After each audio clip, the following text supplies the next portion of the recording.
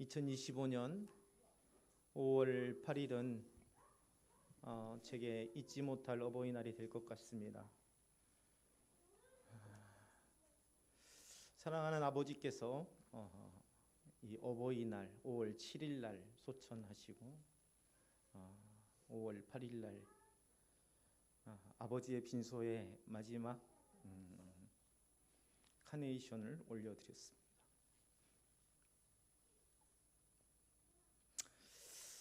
오늘 출애굽기 20장 12절에서 내 부모를 공경하라 그리하면 내 하나님 여호와가 내게 준 땅에서 내 생명이 길리라 말씀하고 계십니다. 하나님께서는 이스라엘 백성들에게 십계명을 주셨죠. 그 십계명 가운데 앞에 네 계명은 하나님과 우리와의 관계를 다루고 있고, 다섯 번째 계명부터는 사람과 사람 사이의 관계, 곧 이웃과의 관계를 다루고 있습니다. 그런데 그 첫 번째가 바로 내 부모를 공경하라는 명령입니다. 왜 하나님께서 부모를 공경하라는 명령을 인인관계의 첫 명령으로 주셨을까? 부모와의 관계는 모든 인간관계의 출발점이기 때문입니다. 부모의 언어가 자녀의 언어가 되고, 부모의 행동이 자녀의 행동이 되고, 부모의 가치관이 자녀의 가치관이 됩니다. 물론 부모에게 부정적인 영향을 받은 사람들도 있습니다. 하지만 그럼에도 불구하고 믿음의 사람이 되어서 이전에 부모에게 물려받았던 좋지 않은 영향력을 오히려 긍정적으로 바꾸는 것을, 그것을 긍정적인 것으로 바꾸었다는 그 증거가 바로 믿음의 증거이고 부모 공경의 실천이기 때문입니다. 단순히 가정 질서에 관한 명령이 아닙니다.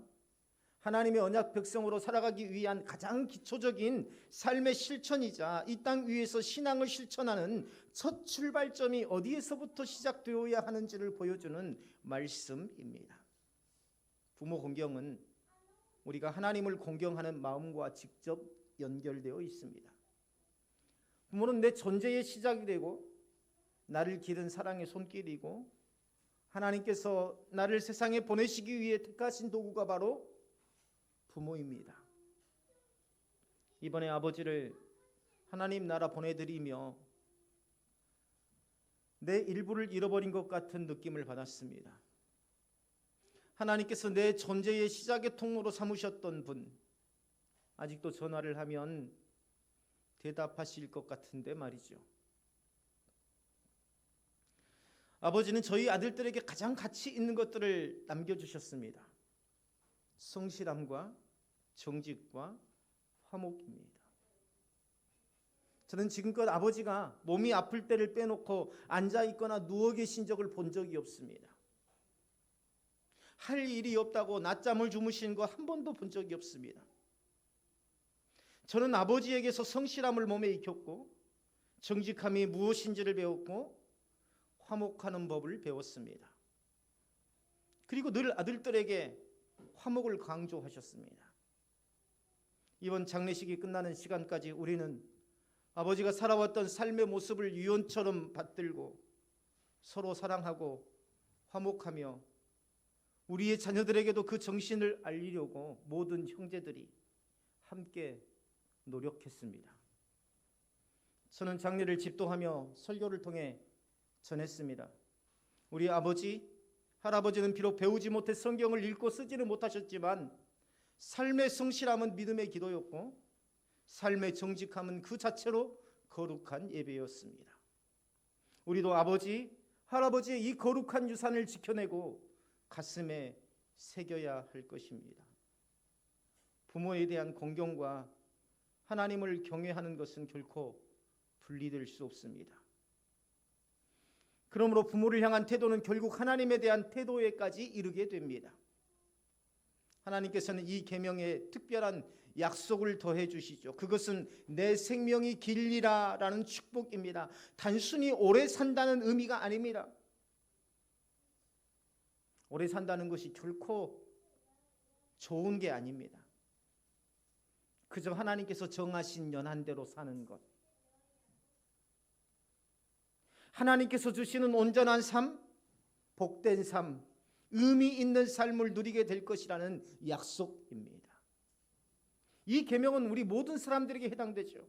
나이와 신분을 막론하고 하나님 백성이라면 누구나 지켜야 할 명령입니다. 부모가 살아계시든 돌아가셨든 혹은 부모와의 관계가 좋든 그렇지 않든 간에 하나님은 공경하라 이렇게 명령하셨어요. 이미 돌아가신 분이라도 내가 그분의 삶을 이해하려고 하고 그분의 삶의 긍정적인 것을 내 삶에 새겨 놓으려고 노력하고 그분을 잊지 않기 위해 마음을 다해 그 흔적들을 돌보는 것 역시 바로 부모 공경이 아닐까요? 공경이라는 단어가요, 단순한 복종이나 순종만을 의미하지 않습니다. 그 의미를 훨씬 넘어서 마음 깊은 존경과 사랑, 그리고 삶의 태도의 전반을 포함하는 그러한 단어, 그러한 의미를 가지고 있습니다. 다시 말해서 부모를 어떻게 생각하고 대하는지가 곧 내 믿음의 거울이 되더라는 것입니다. 많은 사람들이 예배를 드리고 기도하고 봉사하지만 정작 부모를 향한 존중이 없다면 그 신앙의 뿌리는 한없이 약할 수밖에 없습니다. 우리 어릴 적에 부모를 당연한 존재로 여깁니다. 모든 것을 해주는 존재, 필요를 채워주는 존재, 힘들면 달려가 안길 수 있는 존재로 생각합니다. 그러나 나이가 들어감에 따라서 부모의 연약함이 눈에 띄기 시작하죠. 판단이 흐려지고 반복되는 말이 지루하게 느껴지고 때로는 시대에 뒤처지는 듯한 생각이 낡게 느껴지기도 하고 우리는 은근히 무시하거나 귀찮아하기도 합니다. 하지만 바로 그 순간이 우리가 참된 신앙을 가진 자인지 시험받는 자리이더라는 것입니다.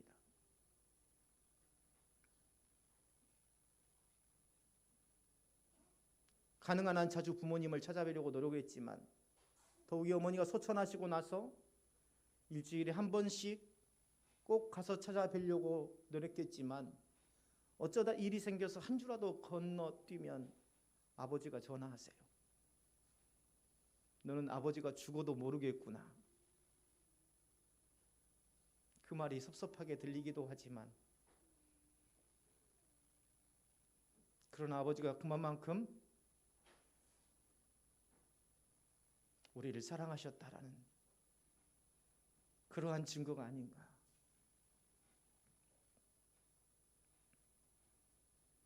부모를 사랑한다는 것, 부모를 공경한다는 것은 부모가 완전하기 때문에 그런 게 아닙니다. 하나님이 명령하셨기 때문에 그래요.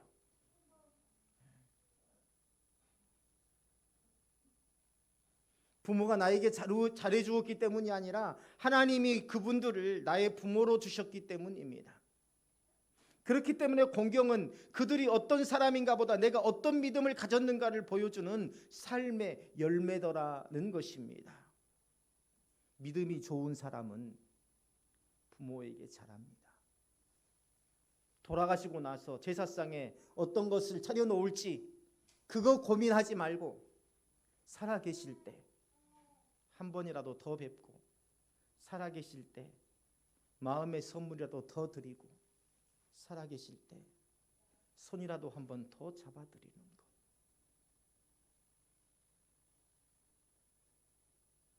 성경 속에서 부모 공경의 예는 자주 등장합니다. 다윗은 아버지 이새의 심부름을 하러 전쟁터에 나갔다가 골리앗과 마주치게 되죠. 그리고 순종의 걸음이 믿음의 사건으로 연결됩니다. 룻은 시어머니 나오미를 친어머니처럼 섬기며 끝까지 책임을 다했고 그 믿음이 결국 보아스와의 만남으로 이어져서 다윗 왕의 혈통에까지 들어가게 됩니다. 예수님께서도 십자가 위에서 자신의 어머니 마리아를 요한에게 부탁하셨습니다. 자신의 고통보다 어머니를 향한 그 사랑이 우선이었다는 것입니다. 십자가 위에서요. 그 살찌깸을 당하고 그 처절하게 죽어가는 피 흘리는 그 상황 속에서도 사랑하는 어머니를 걱정했더라. 이게 바로 예수님의 모습입니다. 부모 공경은 하나님께서 기뻐하시는 신앙의 본질입니다. 결국 하나님 나라와 구속사역 안에서 반드시 열매 맺게 되는 그 삶의 방식, 내 믿음이 어디로부터 드러나느냐 하는 것을 증거하는 것이 바로 부모 사랑입니다. 그런데 현실 속에서 부모 경경이 그리 쉽지 않습니다. 부모님과의 관계 속에서 상처를 받은 이들도 많죠. 버림받았다고 느끼는 이들, 말과 행동에서 폭력을 경험한 이들, 혹은 부모의 그늘에서 제대로 자라지 못했다고 느끼는 이들도 있습니다. 이 계명을 지키기가 그들에게는요, 고통스러운 그러한 하나의 숙제처럼 여겨질 수 있습니다. 마치 감당하기 어려운 하나님의 명령처럼 여겨질 수 있습니다. 그러나 여기에서 중요한 것은 하나님께서 공경하라는 명령을 내리셨을 때에 우리 각자가 경험한 현실의 조건을 다 따져보신 후에 하신 말씀이 아니라는 것입니다. 다시 말하면 부모에게 사랑을 받은 자들만 공경하라, 이렇게 말씀하지 않으셨어요. 하나님의 말씀은 우리의 조건을 뛰어넘습니다. 우리는 우리의 상처와 아픔을 가지고 그분 앞에 나아가야 하고 그 상처마저도 주님 앞에 치유받아야 할 신앙의 여정으로 여겨야 합니다. 그래서 공경은 감정으로 하는 게 아니에요. 구체적인 행위와 삶의 방식으로 하는 겁니다. 말투 하나, 태도 하나, 얼굴빛 하나. 때로는 부모님이 틀린 말을 할 수 있어요. 말도 안 되는 말을 할 수 있습니다. 어머니, 그거 말도 안 되는 말 하지 마세요. 아버지, 모르면 좀 가만히 계세요. 왜 아버지 앞에서, 어머니 앞에서 네, 아버지 알겠습니다, 어머니 알겠습니다라고 대답하지 못합니까? 그게 비록 틀린 말이라 할지라도요. 나중에 정정할 수 있는 기회는 얼마든지 있습니다.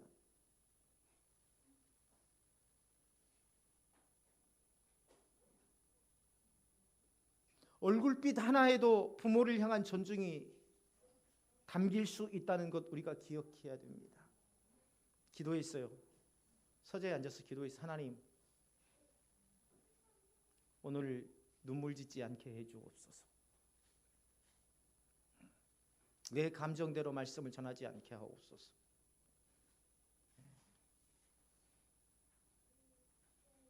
마땅히 부모님을 경제적으로 도울 수 있다면 도와야 하고, 시간을 내어서 함께 있어줘야 하고, 경청과 배려로 그들의 삶을 지지해야 합니다. 어머니 때도 그랬지만요, 아버님 때도 그랬어요. 아버님을 끝까지 모셨던 셋째 형님이 장례가 끝난 후에 다 모아놓고 조카들에게 그 말을 했습니다. 너희 할아버지께서 후손들에게 마지막 용돈을 남기셨다. 그리고 전부 다 봉투에 다 담아서 30명이 되는 조카들에게 다 할아버지 마지막 용돈이라고 다 이렇게 나누어 줬습니다.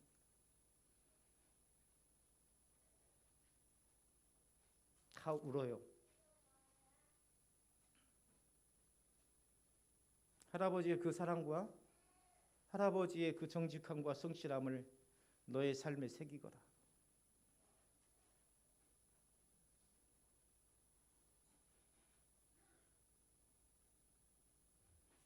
어떤 이들은 부모님은 괜찮다고 하셔서 하지 않았다라고 말합니다. 해드리려고 하는데 한사코 거절해서, 그러나 부모는 자녀가 자기 곁에 있어주는 것만으로도 위로받는 존재입니다.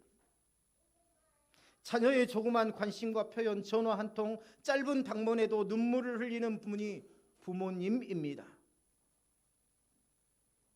부모가 원치 않으시는 것이 아니라 자녀에게 부담을 주지 않기 위해 감추신 것입니다.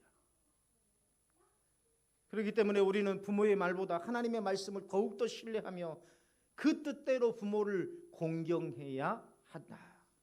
이 계명을 통해서 하나님께서는 이스라엘 백성이 건강한 공동체를 이루기를 원하셨습니다. 이 계명을 통해서 우리 교회 공동체가 정말 건강한 교회 공동체로 거듭나기를 원하셨습니다. 부모 공경은요, 단지 가정 안에서의 그러한 도덕과 윤리로 끝나지 않아요. 사회의 질서, 교회의 질서, 나라의 질서 또한 이 공경의 정신 위에서 세워지는 것입니다. 부모를 존중할 줄 아는 사람이 어른을 공경하고 지도자를 섬기고 연약한 자를 돌아보는 것이죠. 다시 말해서 부모 공경은 사회 전체의 윤리와 질서를 세우는 시작점이고 내 믿음을 증거하는 시작점이 되더라. 오늘 가정이 흔들리고 사회가 혼란스러운 이유 중 하나가 바로 이 부모 공경의 정신이 약해졌기 때문입니다. 하나님께서는 이 계명을 통해서 가정과 사회, 교회와 국가가 올바른 질서를 이루기를 원하십니다. 사랑하는 동역자 여러분, 부모님은 한 번밖에 없습니다. 그리고 우리가 부모를 공경할 수 있는 시간도 한정되어 있습니다.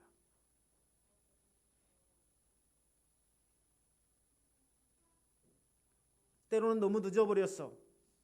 더 이상 전화할 수도 찾아갈 수도 없는 시간이 올 수도 있습니다. 그렇기 때문에 지금이 가장 중요한 때예요. 아직 살아계실 때, 아직 손을 잡아드릴 수 있을 때, 아직 눈을 마주치고 웃을 수 있을 때 최선을 다해서 부모를 섬기시기를 바랍니다. 그 공경은 하나님께 기억되고 하나님의 방식으로 반드시 갚아주실 것입니다. 부모를 공경하는 자는요, 하나님께서 주신 땅에서 생명의 길이라 하신 약속을 주셨어요. 하나님께서 우리 삶을 책임지신다는 것이죠. 우리가 걷는 길을 인도하시며 보호하시겠다는 말씀입니다. 부모 공경은 단지 자녀의 책임이나 도리로만 머물러서는 안 됩니다. 남들이 하니까 예수 믿는 사람의 정체성에서 우러나오는 신앙의 태도여야 합니다. 부모 공경은 하나님 앞에서는 경건의 훈련이고 하나님 나라 백성으로서 자신을 준비시키는 성숙의 과정이더라.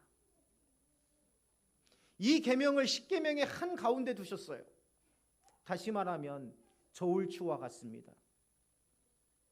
십계명의 한 가운데 두었다는 것은 우리 삶의 하나님과의 관계와 인간 관계의 중심을 이루는 하나의 저울추와 저울의 중심점과 같은 그 계명이더라.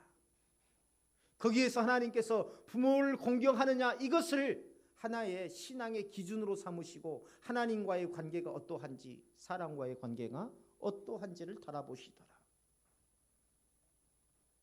바울은 에베소서에서 자녀들아 주 안에서 너희 부모에게 순종하라, 이것이 옳으니라. 내 아버지와 어머니를 공경하라, 이것은 약속 있는 첫 계명이니 이로써 내가 잘되고 땅에서 장수하리라. 이 말씀은 단지 구약의 율법을 반복하는 게 아닙니다. 복음 안에서 이 계명이 여전히 유효하고 오히려 그 의미가 더 깊어졌다는 것을 보여주고 있어요. 주 안에서라는 이 전제가 붙은 것은 우리가 예수 그리스도 안에서 새롭게 살아갈 때에 부모와의 관계도 변화되어야 한다라는 것을 뜻합니다.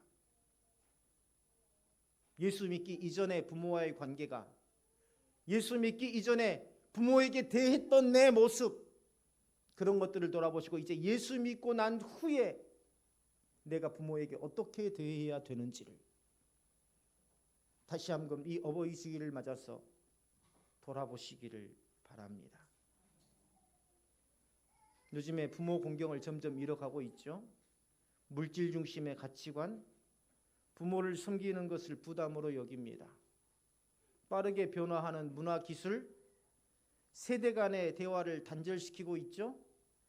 예전에는 어머니를 찾아가서 아버지를 찾아가서 내 삶에 대해서 이야기를 하고 의논을 했지만 지금은 어떻습니까? 문자도 못하면 소통도 안 됩니다. 부모의 지혜를 무시하는 풍조를 만들고 있습니다. 노인을 소외시키는 사회 구조가 만들어지고 있습니다. 효도를 소비로 치환하는 문화, 효도도 내가 하는 게 아니라 돈을 주고 다른 사람이 하게 해요. 그게 오늘날 현대사회의 모습입니다. 그리고 그게 효도의 본질이 되어버렸어요. 내가 하는 것이 아니라 내가 부모님의 기저귀를 갈아드리고 씻어드리고 내 손으로 하는 것이 효도가 아니라 요양병원에 보내서 돈을 주고 남이 하게 하는 것이 효도의 본질이 되어버린 세상.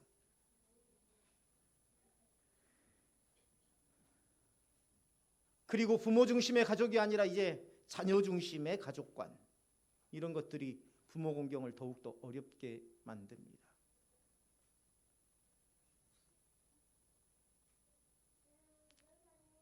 화장하는 시간 기다리고 있는데 제 딸이 옆에 와서 앉아요.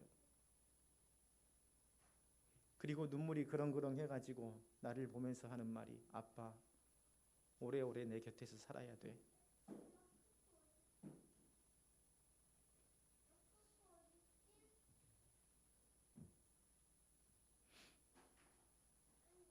내가 부모님에게 하는 모습을 보고 내 딸이, 내 아들이 배웁니다. 내가 하는 것 그 이상을 하나님께서는 내 자녀를 통해서 하게 하십니다. 이 아름다운 유업을 믿음의 사람으로 가정 안에 세워가야 되지 않겠습니까? 어떤 부모는 참 존경할 만하고 또 어떤 부모는 인간적으로 많은 부족함이 있을 수 있습니다.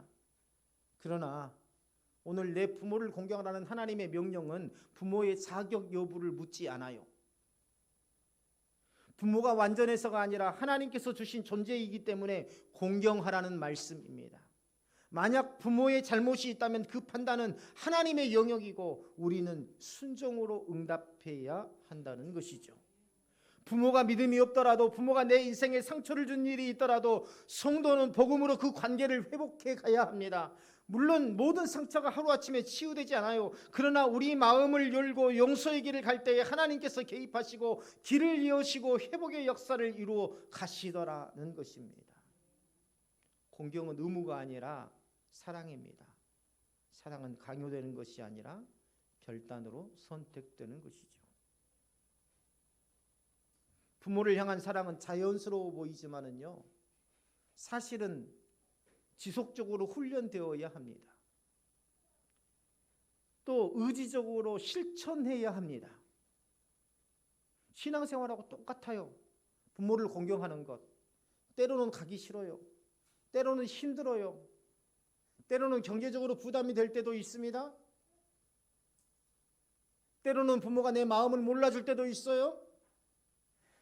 그래서 의지를 가지고 해야 된다는 겁니다. 감정적으로 부모를 대하는 것이 아니라, 감정적으로 하는 것이 아니라 의지를 가지고.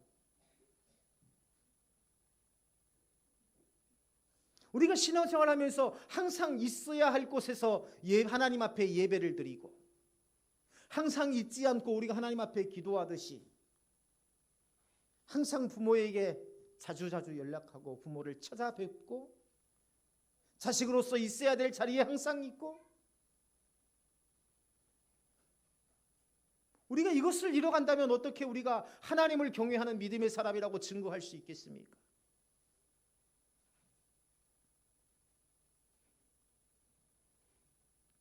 끝으로 우리는 언젠가 부모님이 가신 길을 가게 될 것입니다. 우리 딸처럼 하늘나라로 가신 할아버지의 모습을 보며 우리 아빠도 언젠가는 그렇게 가겠구나라는 그런 안타까움, 그런 마음을 갖게 되는 것처럼 저는 그래요. 조부모님을 하늘나라 보내드리면서 사람은 언젠가 끝날이 있구나, 이 세상에서. 부모님이 가시는 것을 보고 나도 이 세상을 이별할 때가 있겠구나 라는 것을 보고, 내 모습을 보면서, 슬퍼하는 내 모습을 보면서 내 자녀들의 모습을 보고, 그래서 마음을 준비하는 것 같아요. 그래서 마음을 준비하는 것 같아요. 이게요, 할아버지의 장례를 모두 와서 참여하고 보게 하는 것이 굉장히 중요한 교육이더라고요. 정말 굉장히 중요한 교육입니다.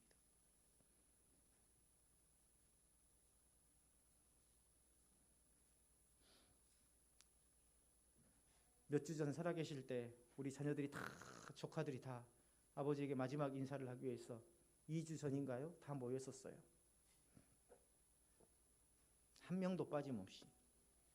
그때에 아버지, 우리들에게 하실 말씀이 있으시면 하세요 했더니 딱 한 가지를 말씀하시더군요. 싸우지 말고 화목하거라.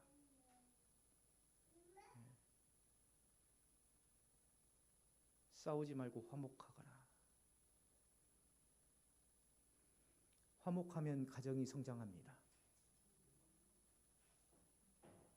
화목하면 가정이 성장해요. 교회 공동체도 마찬가지예요. 화목하면 교회의 공동체가 성장해 나아갑니다. 내 인생이 화목하면 내 삶이 세워져 가기 시작합니다.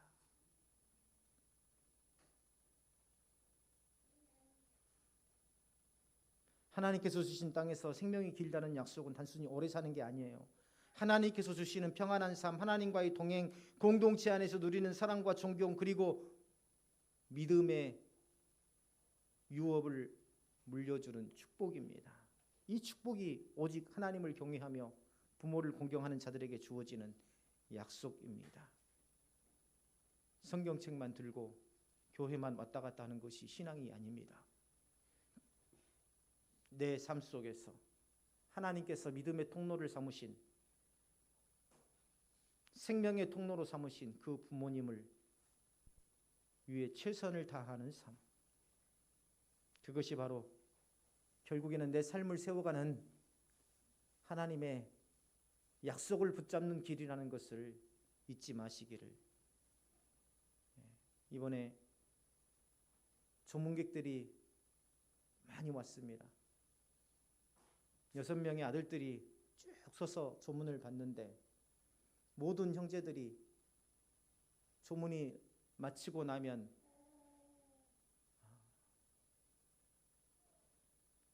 한 형제가 나가서, 조문객을 알고 있는 한 형제가 나가서 일일이 형제들을 소개를 합니다. 저희 큰형님, 저희 둘째 형님, 저 같은 경우에는 그렇게 다 한 사람씩 한 사람씩을 형제들을 소개하는데, 항상 셋째 형님한테는 모든 형제들이 똑같이 소개를 하더라고요. 우리 어머님 그리고 아버님을 끝까지 돌본 셋째입니다.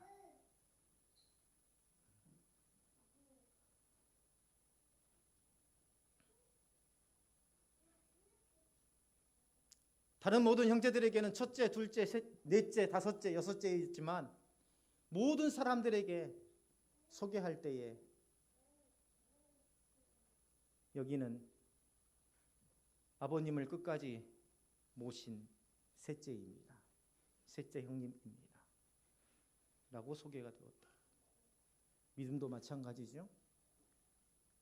이분은 끝까지 하나님의 나라를 위해서 헌신한 아무개 권사님입니다. 아무개 장로님입니다. 이것처럼 우리 삶의 명예로운 면류관이 또 어디에 있을까요? 사랑하는 동역자 여러분, 하나님께서 약속하신 복을 누리고 세상을 향해 거룩한 영향력을 드러내는 믿음의 사람, 부모를 기억하며 부모의 삶을 내 가슴에 새기며 더욱더 믿음을 아름답게 세워가시기를 주님의 이름으로 축원합니다.